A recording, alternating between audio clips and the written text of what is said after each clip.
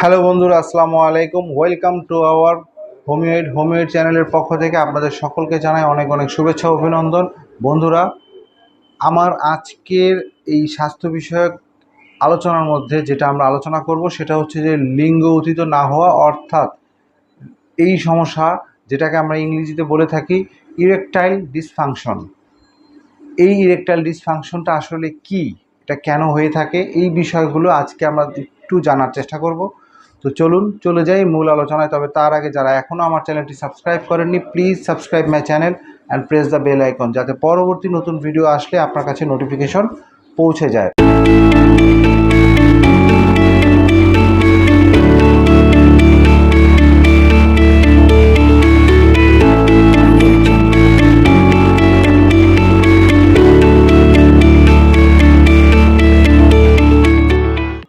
Erectile dysfunction বা লিঙ্গ উত্থিত না হওয়া, সরাসরি যৌন অক্ষমতা, এই ইরেকটাইল ডিসফাংশনকেই বলা হয়। যৌন মিলনের জন্য পুরুষের লিঙ্গ উত্থিত না হওয়া বা উত্থান হলেও তার দীর্ঘস্থায়ী না হওয়াকে ইরেকটাইল ডিসফাংশন বলা হয়ে থাকে। রক্ত সঞ্চালন সমস্যাজনিত রোগ, স্নায়ু সমস্যা, মানসিক কারণ যেমন চাপ, অবসাদ এবং যৌন অক্ষমতা নিয়ে দুশ্চিন্তা, লিঙ্গকে কোনো ধরনের আঘাতের কারণে, দুরারোগ্য কোনো রোগ ব্যাধি, নির্দিষ্ট কিছু ড্রাগ নেওয়ার কারণে এই সমস্যা দেখা দিতে পারে পুরুষের। এছাড়া পিরনির রোগের লিঙ্গ ত্রুটিযুক্ত টিস্যুর কারণে এই সমস্যা হতে পারে, যার কারণে যেটাকে আমরা বলে থাকি ইরেকটাইল ডিসফাংশন। যৌন আকাঙ্ক্ষা না জাগা কি?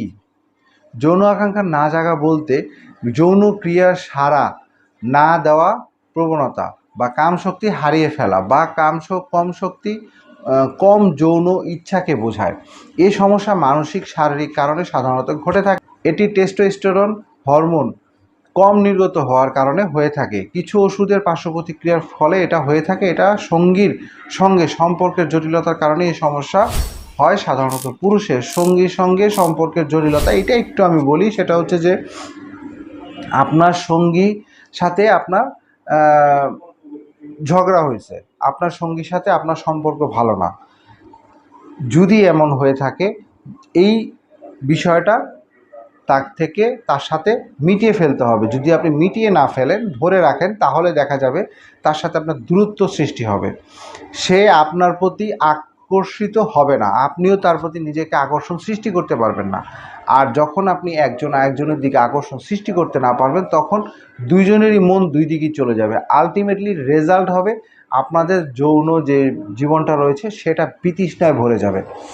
আর এইসব কারণে সাধারণত এই সমস্যা দেখা যেতে পারে। পুরুষের যৌন অক্ষমতা চিকিৎসা, বেশিরভাগ যৌন অক্ষমতার চিকিৎসা শারীরিক ও মানসিক চিকিৎসার পদ্ধতির মাধ্যমে সারিয়ে তোলা যায়। সবচেয়ে বেশি যে সমস্যাটি হয় তা হলো অকাল বীর্যপাত। সঙ্গমে নিজের সক্ষমতা বা ভালো সঙ্গম করার জন্য অতিমাত্রায় তাগিদ থেকেও এমনটা হতে পারে। এছাড়া কিছু ড্রাগ নেওয়ার কারণেও এমনটা হতে পারে। ড্রাগ বলতে আমি আসলে যেটা বোঝাচ্ছি যে আমার যতটুকু ক্ষমতা রয়েছে সেটাকে আরও বেশি বৃদ্ধি করার জন্য বিভিন্ন ধরনের সেক্সুয়াল মেডিসিন আমরা নিয়ে থাকি, বাজার থেকে, ফুটপাত থেকে, হকারের থেকে, ফার্মেসি থেকে নিয়ে আমরা খেয়ে একটা পর্যায়ে যে দেখা যায় আর এই ওষুধগুলো কাজ করে না এবং আগের অবস্থাতেও আমরা তখন থাকি না এবং আমরা একজন সেক্সুয়াল পেশেন্ট হিসাবে পরিণত হই। সাধারণত যারা ডায়াবেটিক্স রোগে ভুগছেন তাদের মধ্যে বিপরীতমুখী বীর্যপাতের সমস্যাটা অনেক বেশি দেখা যায়। ডায়াবেটিক্সের কারণে স্নায়ু ধীরে ধীরে কর্মক্ষমতা হারায়।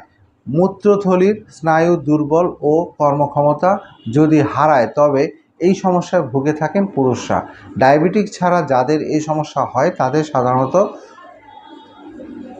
ব্লাডার নেকে বা পাকস্থলীতে অস্ত্রোপচারের কারণে হয়ে থাকে।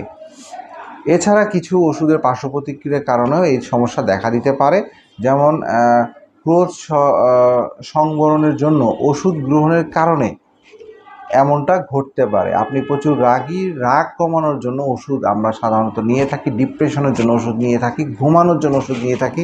এগুলোর পার্শ্ব প্রতিক্রিয়া থেকেও আপনি সেক্সুয়াল রোগীতে পরিণত হতে পারেন। বন্ধুরা, আজকের মতো আলোচনা এ পর্যন্তই। সবাই যদি আমার ভিডিওটা ভালো লেগে থাকে লাইক, কমেন্ট, শেয়ার করবেন এবং অন্যকে আমার ভিডিওটা দেখার সুযোগ করে দেবেন।